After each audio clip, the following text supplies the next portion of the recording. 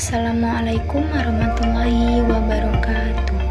Perkenalkan, nama saya Sarah Amalia dari Prodi PGSD kelas 2E Legodar. Baiklah, di sini saya akan menjawab beberapa pertanyaan dari Bapak Abduludin SPDI MPDI dengan mata kuliah belajar dan pembelajaran. Baik, pertanyaan yang pertama, jelaskan pengertian dan ciri-ciri belajar dan pembelajaran. Pengertian belajar.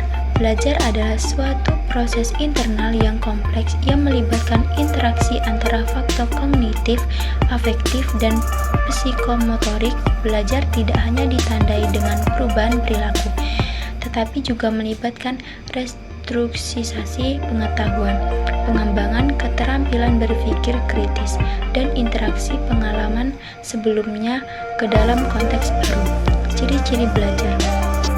Bersifat aktif, peserta didik secara aktif membangun pengetahuan melalui pengalaman dan refleksi.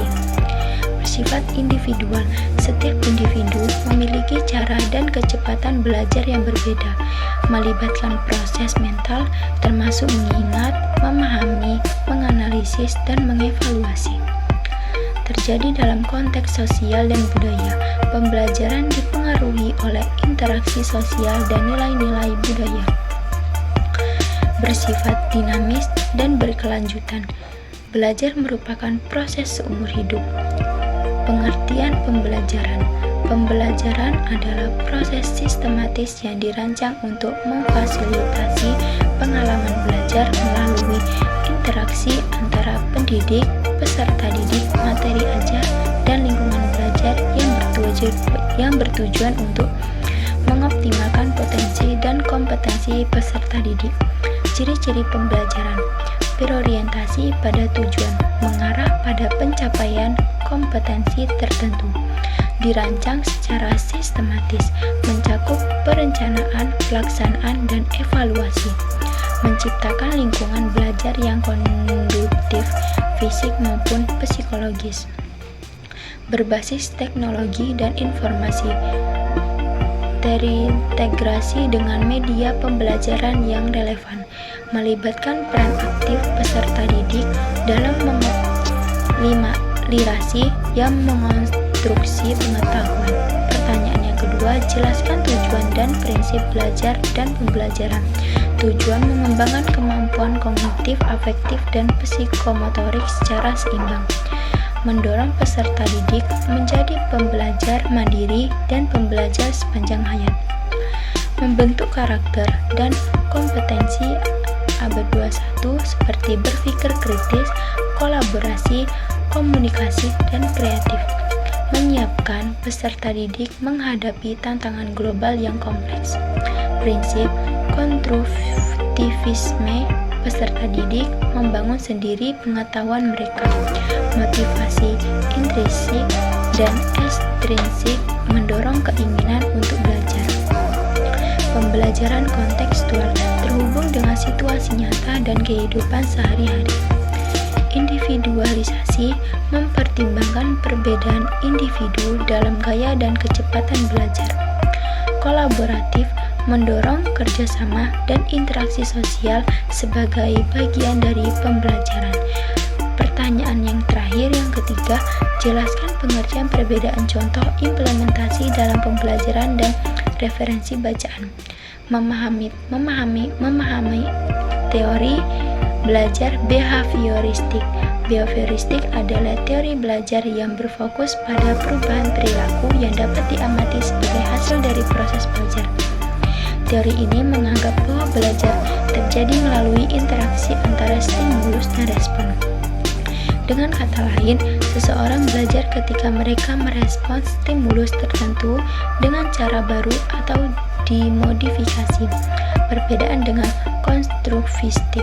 Berbeda dengan konstruktivistik yang menekankan peran aktif siswa dalam membangun pengetahuan mereka sendiri melalui pengalaman, dan interaksi behavioristik lebih menekankan pada peran guru dalam mengontrol dan mengarahkan proses belajar.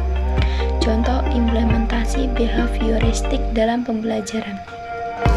Penguatan positif, memberikan hadiah atau pujian kepada siswa ketika mereka menunjukkan perilaku yang diinginkan.